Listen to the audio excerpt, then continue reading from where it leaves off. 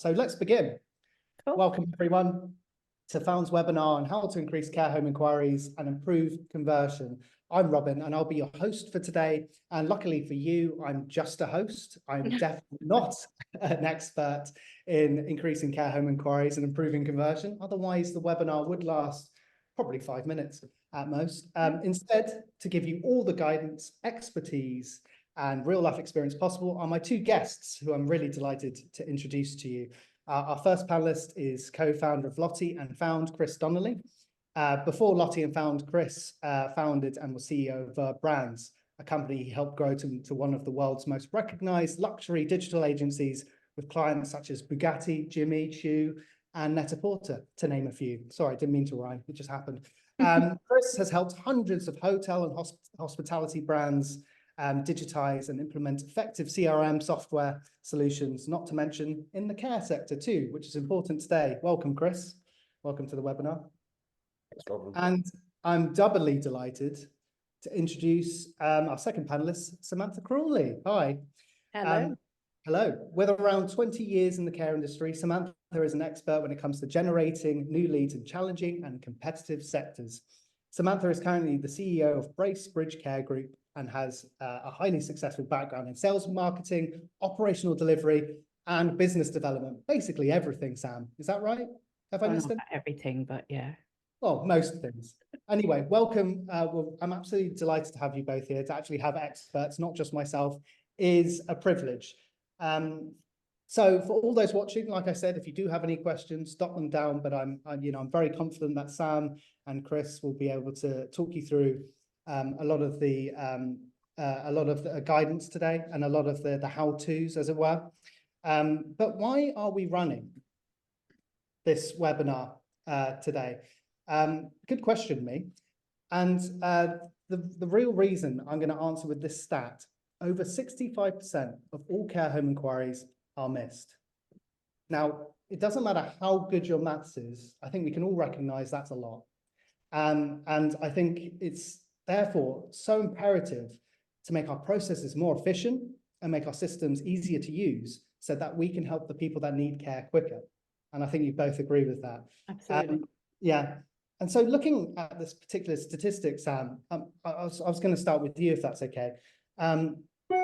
Current key challenges for the care sector in regard to generating inquiries. What are the main challenges? So I think there's two things, isn't there, because we've got 65% are missed. So no matter how much you spend on generation, if you don't manage the ones that come in, you're missing a whole lot of revenue. Like it's madness, and I think a lot of the time there's a focus on generating the inquiry as opposed to actually managing the inquiry when you get it, because we can spend we spend a good amount of money every month generating inquiries into us. But if I'm not actually seeing that they're being managed, that's all money I might as well throw down the drain. So I think there's two things, isn't there? One is about generating them, but the key is, even if you get one inquiry, manage it and manage it really well. And if you think an inquiry equates to, on average, between 50 and 100,000 pounds revenue per year. So for one inquiry to be on a post-it note, and Chris has heard me say this before, it kills my heart when I see like £100,000 sitting under a manager's door on a post-it note. So we do need to generate them. And I think some of the challenges for the sector is that the truth is that social care doesn't come into people's heads. It's not the same as the NHS. People tend to know what their local hospital is. They tend to know what their local hairdresser is, what their, but actually, do people know what their local care home is? Often not. So becoming part of a community and all of that, which we'll go into, is really key. But social care doesn't come into the psyche unless it's needed. Yeah. So generating inquiries prior to the peak need is key to ensuring that you're kind of generating inquiries that you can work through. So there's a piece there around information. There's a piece there around generating curiosity about, creating a want to know ahead of a peak need, and I'm sure we'll go into it a bit more, but that peak need is often driven by fear, driven by anxiety, driven by all of these other things, and it's very difficult to make a decision then. So we need to start much earlier on in generating inquiries, and I think as a care sector, we haven't been brilliant at always doing that. So I think that as a sector, we need to get much better about getting in the faces of our local community, and for people to understand that actually choosing care and inquiring about care early on is actually the way to go, and educating people to do that. So I think that's one of the biggest challenges the sector has. Yeah, I was just going to say, it sounds like an education piece. It sounds like an information piece and a culture piece, because people do seem a bit afraid to face it at the time, which makes people reluctant to even think about it. So I think you make some excellent points there. Chris, what would be the first step for you for care operators to increase inquiries? If they say if they see a slump, or if they know they are being missed, what would be your first step? Well, I suppose what Sam said is probably the underlying point of all of it, which is obviously care. The need for care will come on relatively quickly, and then the decision that you need to go into care happens sometimes like on a pinprick. You know, just it might be a meeting, it might be a fall, it might be a quick deterioration, and so being front of mind, your business, your brand, is absolutely critical to being able to take inquiries. I suppose to take a step back, my viewpoint is there are so many. I've just had a look at the participants on the webinar. There are so many different types of groups on this call, and so you have really small groups, you have independent homes, and you have bigger groups, and we also have to sort of contend with the idea of what a good inquiry is. And so I would say a good inquiry is someone who is in a relevant location to one of your homes, who is, you know, has the appropriate care requirements that matches your home, and broadly has the appropriate budget for your home. I think that's a good inquiry. And so when I talk to operators, you know, and I work with thousands of care homes, right? Talking about inquiry generation and the cost of inquiry generation, I broadly only really care about the generation of good inquiries, those that match the home. And so I suppose when you talk about the first steps to generate more inquiries, and I'm predominantly going to focus on digital today because my background is basically inquiry generation for different businesses. I would say that if you want to dip your toe into the water of, you know, digital inquiries and generating inquiries quite quickly, and you don't want to risk a huge amount, I would say the marketplaces are a good place to look. So you can look at, you know, carehome.co.uk, Lottie, etc. And you can say, I want to set an appropriate amount of budget, and I want to see what is possible for my home. And you can do that relatively risk-free, doesn't take a huge amount of time, and is a pretty allotted budget. When you think about how to increase inquiries for a bigger operator, or if you want to really look to invest time and money, I think Sam's point always remains top of mind, which is you need to be a presence in someone's mind before they make the decision. Kind of happens in a variety of different ways. So first one, I would say nowadays people are quite obsessive with social media, and so being present, having content on social, whether it's Facebook, Instagram, or other, I think is very very relevant. The other thing is, if for example I owned a care home and it was the Chris Donnelly care home, if you were in my local area and you searched Chris Donnelly care home, I would want to come up for that search on Google. And so that is a very foundational point, very fundamental, however. But if someone is searching Chris Donnelly care home in, you know, in the area, that is an incredibly relevant lead. They are interested and they are in the area. The other thing is more generic inquiries. So care home near me, or, you know, dementia care near me. Again, if it's in your local area, you want to be showing up for those terms, because again, those are most likely going to be good inquiries. And I think beyond that, and again, it comes down to the question of investment and time. There's email marketing, different paid opportunities, PPC, you can do ads on Google. And so in terms of the questions this afternoon, it doesn't matter how complicated it is, from super, you know, starting point of marketing all the way through to really complex, you know, ad buying. I'm very happy to answer any questions on it. But I think step one, to test your toe in the water, you can do that with the marketplaces very easily. Step two, I would focus on being top of mind for your local community through offline activity, of course, but also social media and just being present on Google, to be honest. Yeah, that's something that I'm picking up from both of you, is that nurture aspect, nurture within your community, nurture those aspects, those potential leads, and make them sure that they have all the education and information possible. When making that decision seems really important, but that first step, you know, leaning on marketplaces seems like a no-brainer, really. Low cost, but high effect.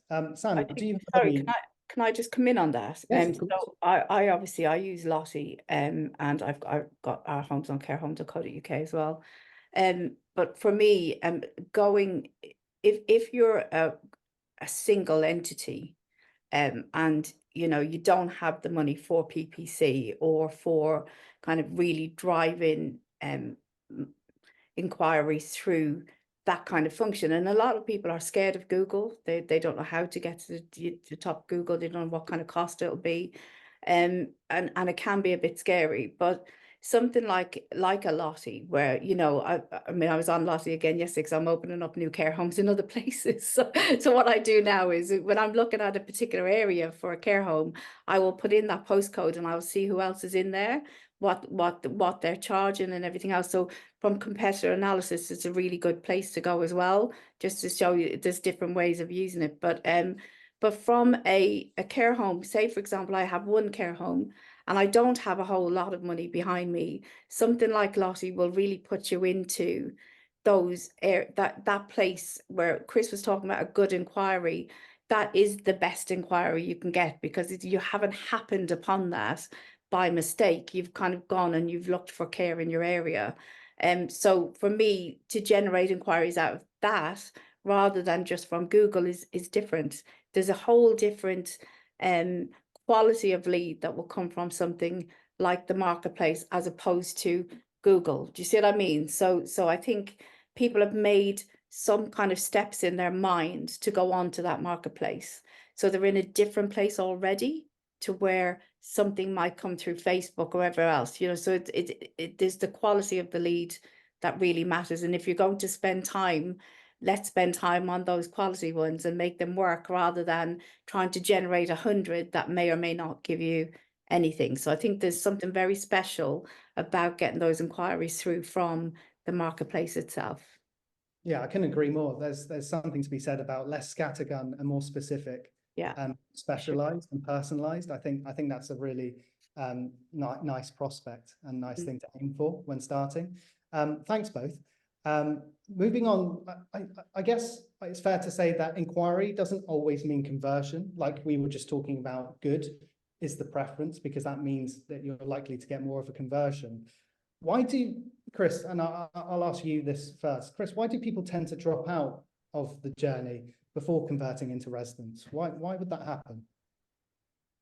Well, I suppose I'm going to look at this from two different angles. So I suppose to sort of interrogate the idea of a good inquiry first, if you had only good inquiries, your conversion rate would be much, much higher.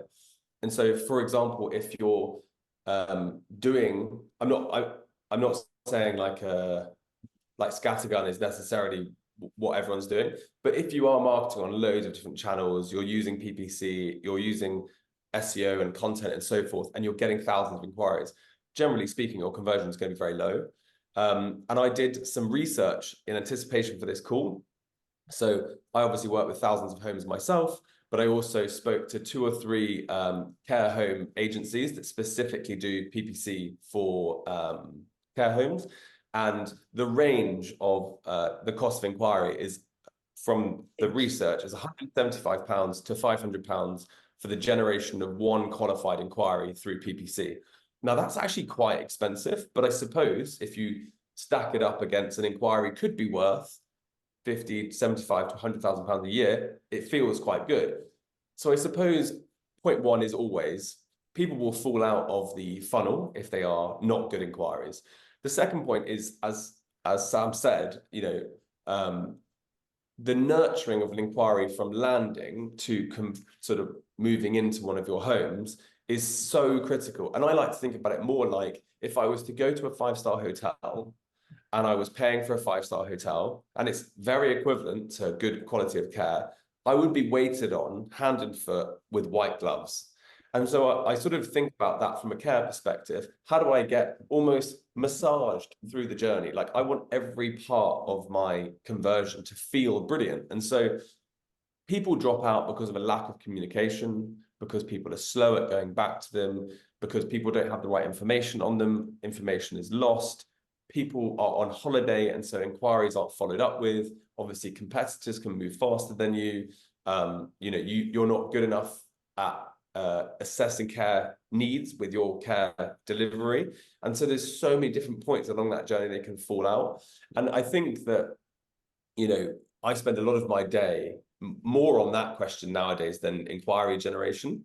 And it's like, when I message a hotel and I book a room, or I you know, I want to investigate it, the response I'll get back will almost be immediate, and it will be thank you so much, etc., etc. So one of the things my team and I always try and do with our operators is, if someone does make an inquiry, it would be amazing if someone could go back to them immediately. And most inquiries are actually lost. This is quite an obvious thing, but we track thousands of phone calls and we track thousands of inquiries, and it's mostly lost in the evening and in the weekend. And so all of these inquiries are coming through and no one goes back to them. So I think that step one is putting in place, you know, standard operating processes and technology that can capture all of that easily. And I'm not just plugging our products today. Like, I think that generally speaking, whether it's Found or it's another system, I think that the biggest fundamental change for operators I've seen this year is what gets measured gets actioned. And so if you have like a system that can capture things, fallout is much, much less. Yeah, it sounds that with that, that's going to mitigate that 65% stat that we saw earlier, because that 65% that do fall out of the net, maybe because it's an evening or a weekend, you're mitigating that by putting in that foundation to begin with. Is that right? Well, I mean, so let's talk to Sam about it. So I've surveyed thousands of homes, right? And I know that on average, that's a statistic that holds up. You know, the year before it was slightly higher, it's slightly lower now, which broadly means people are getting better. However, if you talk to an operator like Sam treats every inquiry like it's, you know, a human being, but also like it's gold. And so, you know, how do you stop people falling out? So there's so many different things going through my brain now, guys, honestly. So the biggest reason inquiries drop out for me is that one is the way you treat it initially. So are we answering the phone? I know that sounds so basic, but try and ring care homes after 6 o'clock in the evening or on a Saturday afternoon and see what way you're managing your inquiries then, because actually that's as Chris said, evenings and weekends you fall out. But if you think about it logically, the people who are inquiring are often in work, and they're often doing very, very busy jobs. They've got lives going on. So 9 to 5, Monday to Friday, does not fit in care inquiries. It just doesn't. It's just not the way it is. People have time in the evenings and weekends to think about these things. It's a bit like at Christmas time, like we didn't shut down over Christmas and New Year, the support function, because we know that families, having not seen granny or nan for a year and spent the whole kind of couple of days with them, actually that's a really big time for families to actually go, oh my God, things have really changed. Yeah. Things have really changed in this time, and they start to kind of get fearful. So we need to be on it and ready to manage those inquiries coming through at that time. But for me, I suppose the other thing is that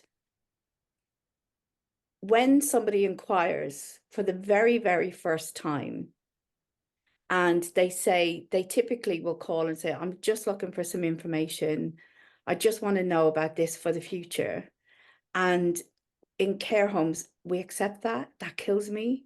It just hurts me when we accept that, because when's the last time you went to your local hospital and rang up the local hospital and said, I'm just inquiring just for the future, just in case I might need you? You just don't. So, and care homes also, you don't. It doesn't happen. You're not going to ring a care home unless something happens. So this is where I get really anal. So what we know now, having done this for 25, 30 years, is that something has happened to make that person make that call. Something. Often the person on the other end of the phone doesn't know what's happened. They've just made the call. So it's our job to help them figure out what that was. And what we tend to do instead is say, oh yes, come on through and I'll show you around. I'll do a show round around my care home. But in my brain as an inquirer, I haven't even figured out why I called you yet. I don't know whether it was mom just tripping up the step that did it that minute, or whether, I remember years ago, like this is like 20 odd years ago when I was managing a care home, and a guy who was a CEO in one of the major banks in London, he'd inquired at my care home, and I remember saying to him, you need to come in and sit with me. He's going, I don't have time, you know, all this, I'm a very busy person. I said, well, tell me what time works. And it was 9 o'clock in the evening, you know, whatever. So, and my thing to him was, he was going, I only wanted to know just in case my mom needs. I said, that's not true though. It's not true. You did not ring me because just in case your mom might need it. Something has happened and we need to figure out what it is, because if you don't figure it out, something else is going to happen before we do it. And having those honest conversations really helps. And long and the short of it was a tiny comment. It was a really subtle comment his wife had made to him when he got into bed one night about 5 nights ago, where she said, you spend more time with your mother and work than you do on your family. That was it. That was the comment.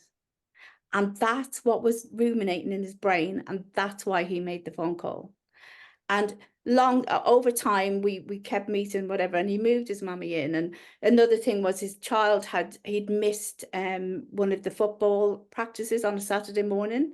And his child had said, Daddy, you didn't turn up. And because he was with his mummy. So actually, helping him understand what his problem was my biggest job. And I think with care homes, sadly, we've kind of got into a state where we're trying to sell hotels and we're trying to sell show rounds, which is like, when do you ever make the biggest decision of your life based on the curtains in a room? You just don't. So I think we need to step back a minute and actually help people understand what they're in. And if we do that, you will not lose an inquiry. You will not lose an inquiry if you build that rapport. If you help people understand where they're coming from, you will not lose it. But you will lose it if you say, oh yeah, great, come on in, it's really good fun here and we're going to show you around, and I haven't established what you need yet, but I'm going to show you anyway. I mean, when you go to a car showroom, and I'm taking the nth degree here, the rest of your life, including where you're going to die, and a car. Okay, so that's what we do. Okay, so you wouldn't go into a car showroom and they show you all of the cars, because they don't know what your price point is. They don't know what you want. They don't know if you want auto. They don't know. They haven't established. So they establish all of that before you look at a simple car. And yet for care, we think that showing somebody a whole care home is going to give them the answer to their question, which they haven't even got the answer to. So I know I'm gone on about that, but it's really important we get that right, and that we don't try and sell care, and that actually we help people work out what they need, and then we can help them match that. Yeah, and no, I think that's a really good point, well made, because there sounds like a human element there that some might be missing, and I think that's integral to remind people that this is care of your loved one. So I think that's a really good point, well made. If anyone does have any questions throughout, remember there's a Q&A box. Do type it in for Samantha and Chris, who will be answering your questions at the end. I was going to add. Yeah, go on, Chris. So what Sam just said is kind of the crux of good management, and I think that the challenge of that is, in that situation 20 years ago when Sam was managing that home, Sam was obviously brilliant. And she was very good at managing that person, that relationship, and understanding the journey of care. However, if you have multiple homes, multiple managers, maybe you don't have, dedicated support in each home, you have to put in place really strong, standard operating processes and, the ability to capture all of that information. And I think the thing I always find really sad is, obviously I can look at data quite easily, is inquiries that have all the data that get dropped because like a care staff member is too busy or on holiday. And I think that therefore, again, from my perspective, the thing I've seen this year, which I'm really pleased to see, is just a slight uptick in the acknowledgement that capturing data and, capturing all of those requirements that Sam was just talking about for that individual, why they're looking for care, capturing that early is super important to even be able to have the conversation about care. Whereas I think, in many respects, a lot of it comes down to like quantity and numbers and driving traffic. But if you're able to capture someone's requirement really early in the system and everyone knows it, then the whole relationship is easier from that point forwards. And although, I will talk again in a few minutes about inquiry generation, I think that, the most basic thing in the world is if you have 100 inquiries and you're converting 5% and you're able to shift that to 7.5 to 10%, immediately your home gets filled and you spend a hell of a lot less money. And so, yeah, that's principally, if we're able to replicate the quality of someone like Sam in that home, but through technology, yeah, I think that that's kind of the perfect marriage. Obviously, you need great people, but I think sometimes you need great people to be enabled with the right. That's it. Do you mind me coming back on that? So, Chris, you remember when we first started talking about Lottie and Found, and I was kind of going, we capture what the dog's name is, and we capture, all of those things, and we've got to capture it, because if we don't capture it, they're going to have to repeat it. And if somebody has to repeat something that's really important to them, that means we didn't care about it enough to capture it the first time. And that kills me. And then we talked about the integration between, okay, can we get an integration from the inquiry stage into the care planning stage? Because actually the dog's name is still important when I'm doing a plan of care for an individual. Do you remember all that we talked? Yeah. And for me, that was like everything, because I'm not at every one of our care homes. I'm just not. I can't be, but I need a system, and I need a plan to capture all of that. And I've done it, as you know, I was over sales and marketing as well as operations, so I'm slightly weird in that I've had the two sides. And whether you run one care home or you run 50, you do need to have a plan. And we use a system where, obviously we have it on Found, and we've kind of got the 4 C's. So we understand the circumstances of what the person in front of us is going through. We understand their concern. We understand the consequences of that concern if, for example, they don't take action, and then we have a confirmed next step. So it's 4 C's, very simple. And we talked about maybe even whacking that into Found at some point to kind of make it even more precise.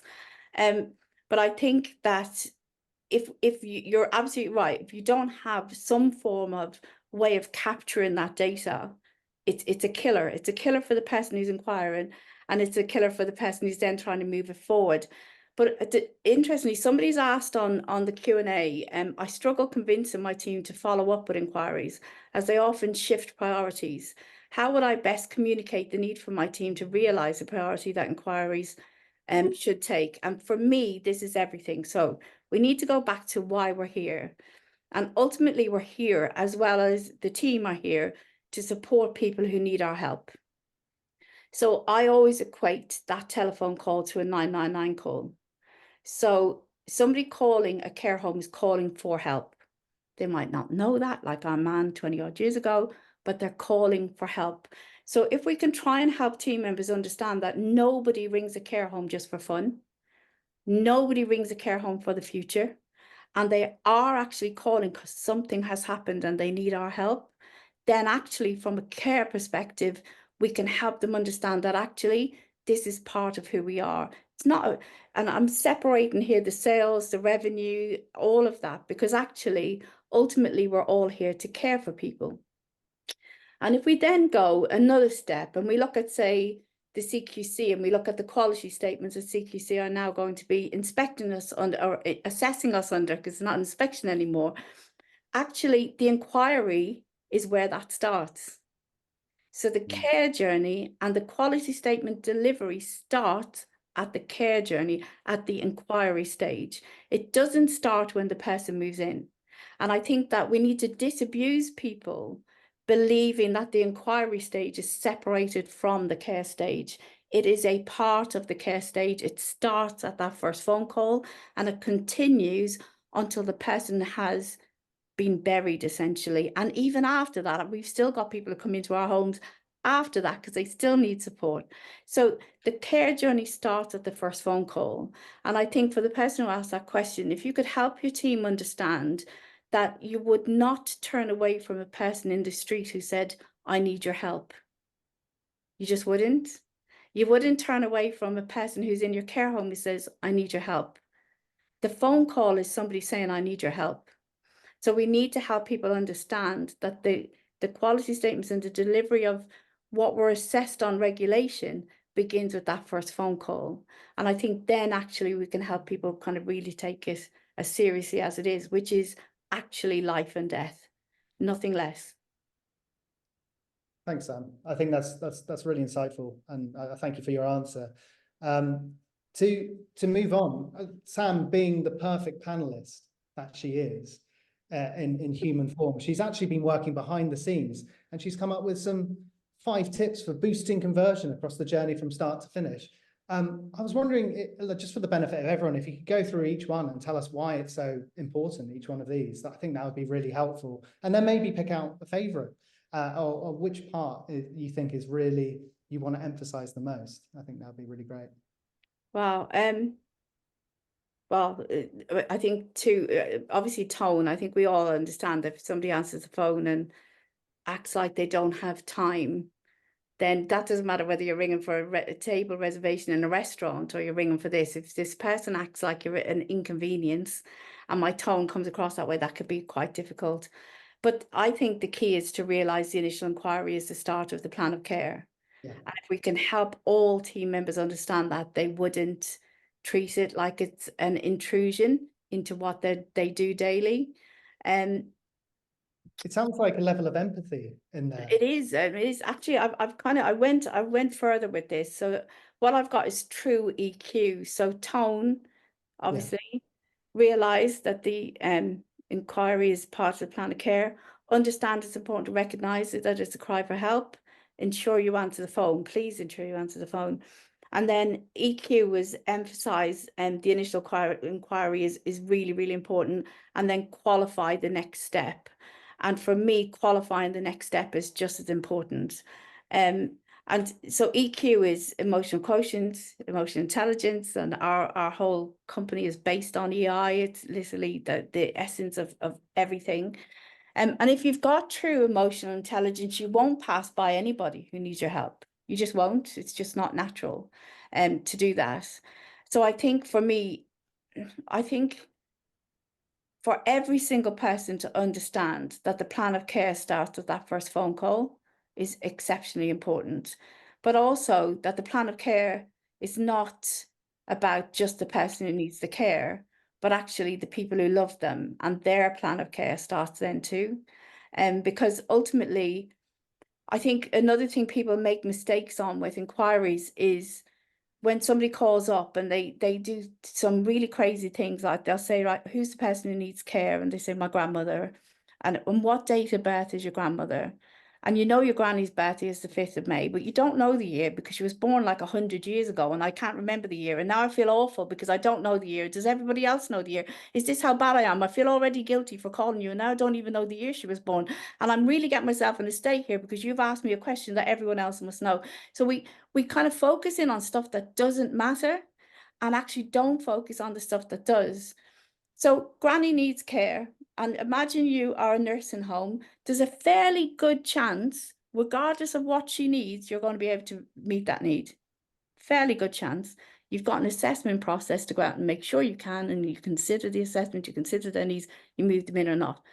But people then focus in on that. They focus in on granny's hip or you know, her ability to walk or her heart condition, and actually don't focus in on why the person called, which is not about granny's hip. So I'll give you an example. I need to know. So Chris, if you were ringing me today about your mum, and if I find out, I say, okay, Chris, so how near do you live to your mum?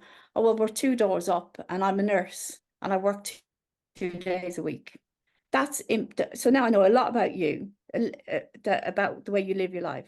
But if you say she lives 2 hours away, and I'm an engineer, and I can't get there very often, it's very, very different. It's still a mother, still has all those things, whether it's her hip, her heart, anything. But actually, knowing what way you live your life is going to help me help you make that decision. And I think a lot of the time people focus in on the person who needs the care and not the person who's making the call. And actually, it's the person who's making the call that we need to focus in on and understand why they called. We get it all the time, don't we, where we've got Sister A who supports the person all day, every day, and Sister B who lives in Scotland and thinks there's nothing wrong, so it doesn't understand why Sister A is looking at care. So we've got to really understand the person who's calling. And for me, that would be, if people didn't take anything else away, it would be answer the phone, understand it's beginning the plan of care, and then remember that that plan of care is about the person who's calling you just as much as it is about the person they're looking for care for. Yeah, those are good tenets to follow, in my opinion. Chris, thinking about the future, always thinking about the future, I'm sure you are, but thinking about the future, what do you see coming down the road, trends-wise, when it comes to how we generate inquiries and how we improve conversions? What do you see any trends on the horizon? Absolutely. So I suppose the way that things, I'm going to look at two things. I'm going to look at all the conversations I've been having recently with all of the care home operators, and then I'm going to look at some of the data that's come out, and then I might finish on a bit of sort of future gazing. So in terms of a lot of the conversations I'm having with a lot of the owners, obviously the cost of living has increased enormously, wages have increased enormously, and that is pushing a lot of operators who used to have less of a reliance on private beds to focus more on the generation of inquiries for private beds, which as a result, on top of the market maturing in general, is pushing a lot of pressure and demand into people who are looking to effectively capture those private inquiries that are live in the market. And so generally speaking, I'm seeing a huge amount of advancement and development and interest and excitement about moving towards more digitally enabled digital marketing, digital tools, and so forth. And I think a lot of that's driven by demand. It's driven by rising prices and the need for more private beds. It's driven by government legislation around digital care planning, which brings everyone's awareness of digital tools to the forefront. Sam and I have talked forever about how we can integrate systems, and a lot of that's being driven by care planning because it's on the agenda. And so I think generally, anecdotally, I think that there's a huge push now for digitization, which is brilliant. And I think that with that, it's driving competition more than anything, because now all operators are becoming more digital and therefore starting to spend more on marketing, invest more in marketing. And so generally, I think you're seeing, which is a good thing for the customer, a maturing of the sector. And like I say, I worked in hotels for 12 or so years where they were predominantly offline to being almost exclusively online.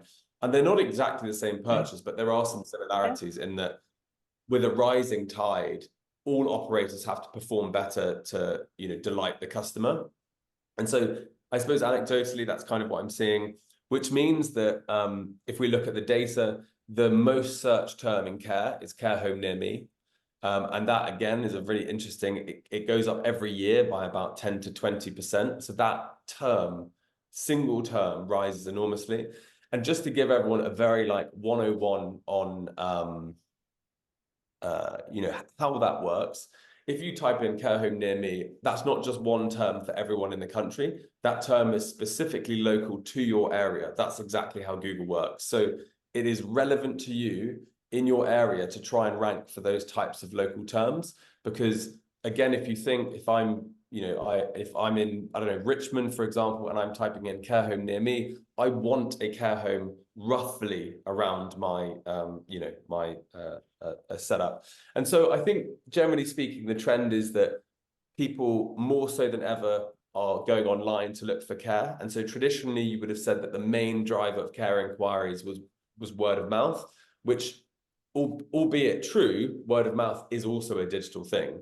And so the conversation is still happening online. So I think the biggest push from a data perspective is people are now stating number one or number two, that when searching for care homes, they're doing it online, which is a huge shift from 5 years ago.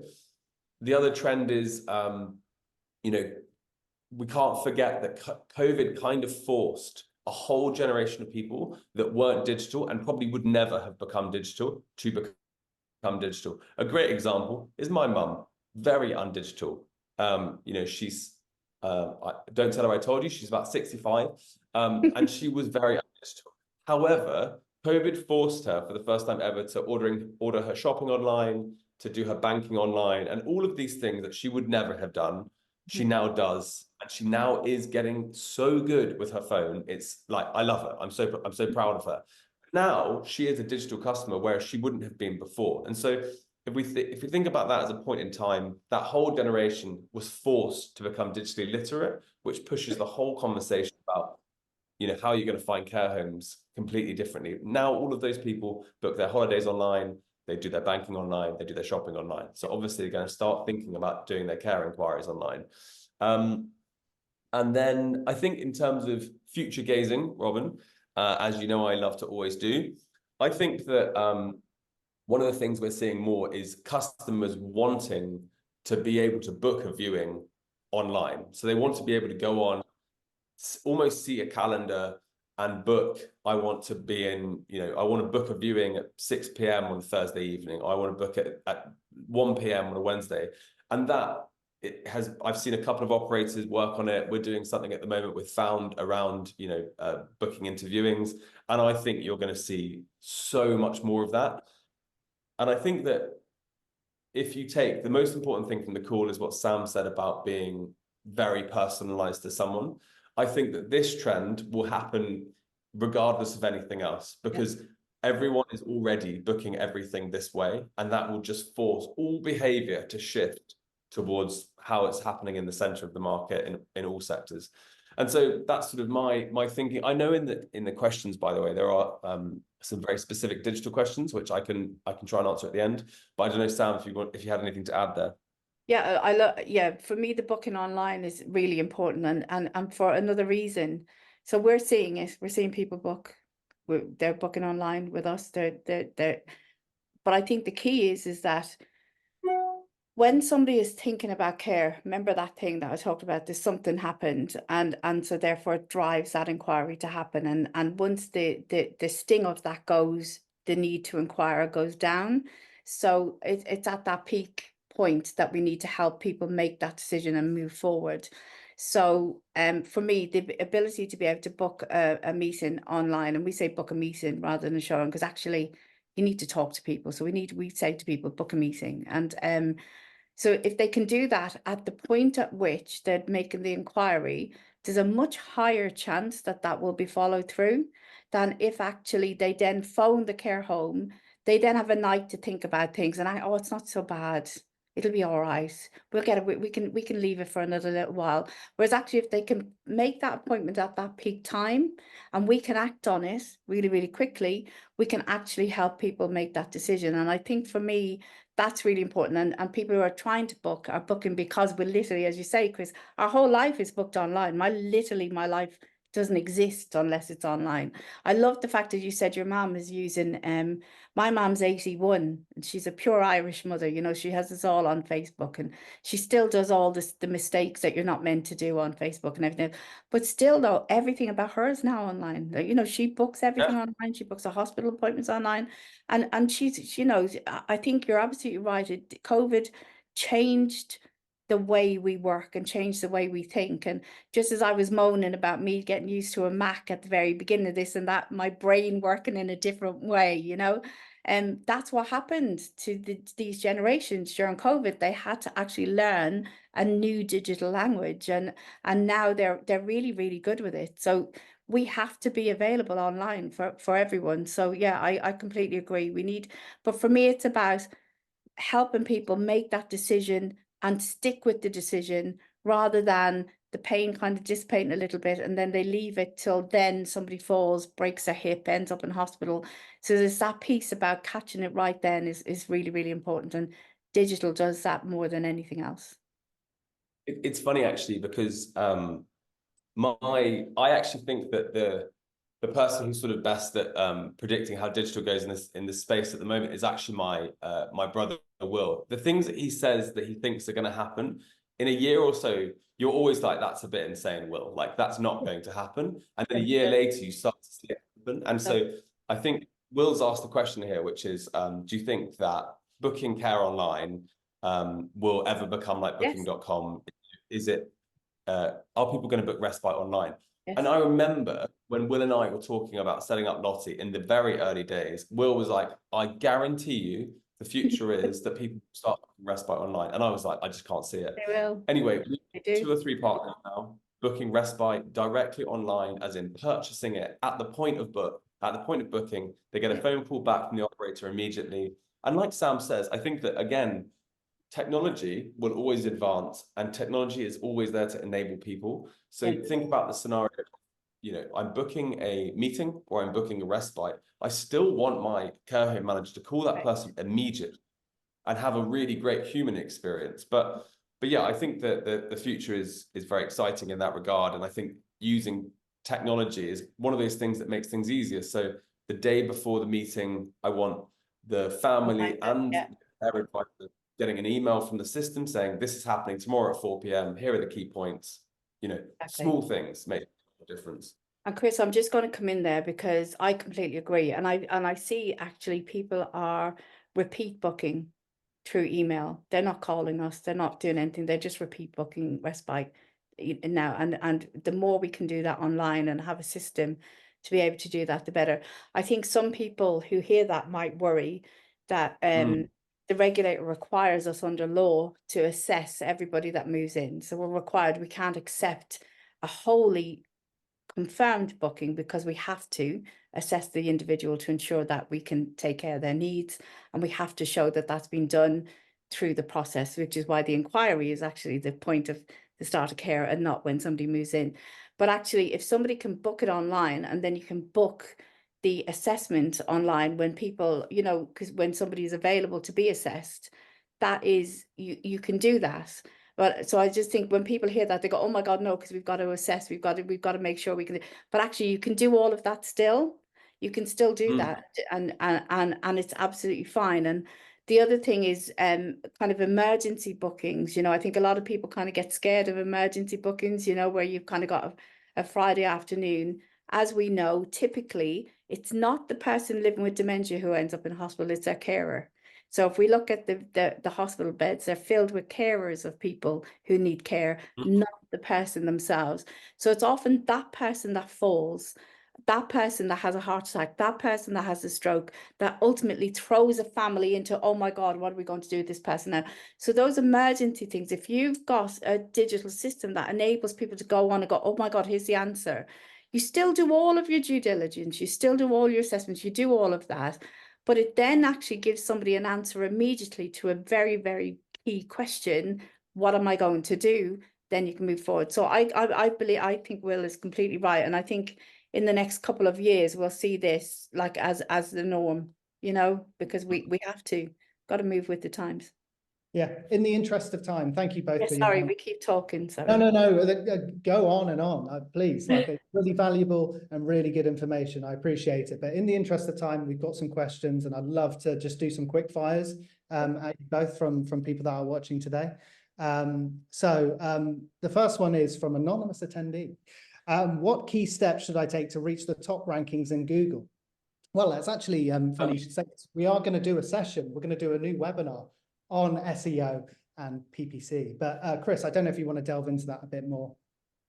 Well, I suppose in the interest of time, I probably won't, just because there are some really specific and quite, I suppose, like emotively driven questions in the chat, which I'm very happy to quickly answer. I suppose that on the point about top rankings in Google, I spent 10 years doing SEO and PPC for brands. I will do a full how to do SEO and PPC for a care home as a session with you all. Robin can organize the sort of the webinar and so forth, but I'll do a full session on it. Obviously, we do not sell those services, and so it's a relatively unique stance. I will give you the objective view on how to grow your care home. I stand to gain nothing from it. However, my background is fully in it. And so I'll give you a view of how I would do it if it was me and a presentation on that. So I think Robin will email everyone afterwards about a date for that, and I'll follow up. I suppose to Jennifer Thompson's question about GDPR. Yeah, I'll read it out for the purposes of people watching because they might not be able to see it. Jennifer Thompson asks, you mentioned capturing personal data when someone inquires, even for the future. We have a database, but I wondered if it infringes on GDPR if they do not go through to fully booking. Additionally, how long are we legally allowed to keep data on file for an inquiry if they are inquiring for the future? Okay, so great question. So I'm going to answer as what the UK GDPR actually says, and then I'm going to answer as to how we deal with that as a consideration. So UK GDPR doesn't specify a minimum retention period for personal data. Instead, it emphasizes the principles of data minimization and storage limitation. So it's quite unuseful in that regard, but it means that an organization should only collect and retain personal information as long as there's a purpose to why it was collected. And that's kind of the key. And so the exact retention period of the data depends on the type of data and how it's held. But in regards to this situation, you're able to maintain that data as long as it has a purpose. So for example, with Found, as a general rule, if data isn't sort of interacted with, we will automatically anonymize inquiries after 6 months. However, operators can choose their own standard operating processes because, like the legislation states, as long as there's a purpose for the data, you can maintain it. And so that's how we deal with it. It's a relatively straightforward once you're on top of it. The other question, Robin, was yeah, go on. We find it difficult to accurately record financial information from the start of an inquiry being made. Would you consider developing and updating Found to be able to record this information in dedicated boxes from the initial inquiry rather than the sales stage? So in Found currently, you have the capability to record fee payer details and booking information, including the average weekly fee when managing any inquiry. So the feature enables you to document whether they're self-funders, whether you can support private fee payers or local authority, FNC or NHS. So all of that should be able to be inputted into the Found profile. And then when you look at that data retrospectively, you can report on it really well as well. So that all should be in there already, and the mandatory fields are there. How much should a qualified inquiry cost, and how much should a qualified cost on average? So two separate questions. So I don't know if Sam, you want to chip in afterwards, but like I said, I looked at the data across 1,000 care homes, and then we did a survey of about 200 care homes. And obviously I've worked in the space a lot. The last thing I did was I got 2 care home specific PPC agencies to tell me it was £175 to £500 for a qualified good inquiry. It's obviously quite the range. And so I suppose the point I was making at the start was, if you want to dip your toe into the water of getting more inquiries, marketplaces will have a fixed price for an inquiry. So not just a Plug Lottie, but other marketplaces as well. You will be able to pay £100 for a qualified inquiry. Whereas if you're generating it yourself, you might generate it in the range of about 175 through to £500. So it completely depends. Robin, was there any other questions I've missed? There was one that says, you say stop using the word show round. What would you use instead when talking to an inquirer and inviting them to come see the home, Sam? That's probably... I would say book a meeting to meet us. Yeah. A meeting, because you should not. I sound very prescriptive there, didn't I? Should not. Yeah, but it's really not a good idea to show somebody something you don't even know what they need. Do you know what I mean? It's really not a plan. So if we're not meeting with people and establishing that it is a meeting, I'm going to talk with you, you're going to tell me a bit about you, then that's really what it is. So book a meeting, book some time in, let them know they're worth that time. And I think a lot of people, when they're on the phone, they find that quite difficult because kind of going, oh, they don't want to really, book that time. But actually be really honest. Say, this is one of the biggest decisions you're going to make in your life. We need to set aside time to be with you and spend with you, and own it for what it is. Just Chris, just going back on the financial information. The other thing is of course, when we do our financial assessments on people, so we do a whole financial assessment on private payers, and we've kind of got a financial assessment document that people complete, and they show us all of their proof of monies in bank accounts and all of that kind of stuff. So that all also gets held on to Found right now. So once we've done all of that, you can actually hold all that. But it's not something that you would begin the conversation with at that very first thing. First of all, we need to kind of build that up. And then once you've made a decision to move in, then you do the kind of financial documents, etc. So it's not something you'd need initially, but it is something we hold on Found afterwards as well. So cool. Thank you. We are now officially over time, so I'll do 2 rapid questions because there's 2 more left, and then we can thank everyone. What is the average conversion rate we can benchmark against? So it's a really tough question because I work with operators like Sam, and I work with operators who are far, far less sophisticated and haven't done much digital marketing. I work with operators that have pen and paper, and I work with operators that have completely connected digital systems. And so I can't give a specific answer. What I will do, however, is after the call, I will look up the different quartiles for conversion, and I'll send it out as a follow-up to this call. Yeah, and I'm going to throw in on that it should be 100%.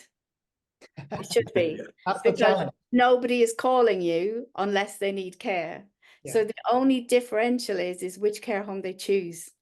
So if you're doing what you need to do to make them choose yours, they'll choose yours. But nobody has called you just for fun, and nobody called you for the future. So if we accept that as the truth, then actually the conversion rate should be exceptionally high. Absolutely. What we can do after this call is put all these questions in an email for everyone that's watched, and just type out the answers. I think that'd be really valuable.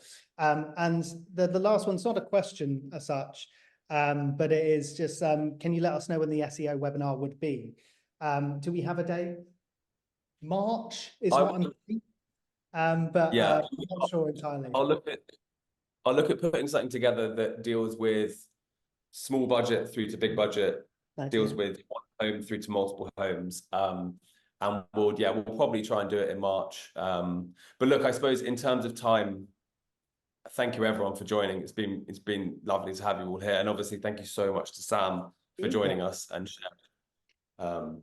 Yes, I want to reiterate that. Thank you so much to Sam, so much to Chris for all their time. Thank you for tuning in as well. We've had loads of participants come in, and thank you for all your questions as well. We will send out an email containing all these questions with answers, and also a recording as well. So if you did miss a set, you can catch up. A bit like a highlights reel. But yeah, thank you so much again, and I appreciate it. Bye, everyone. Bye. Take it easy. Bye. Bye.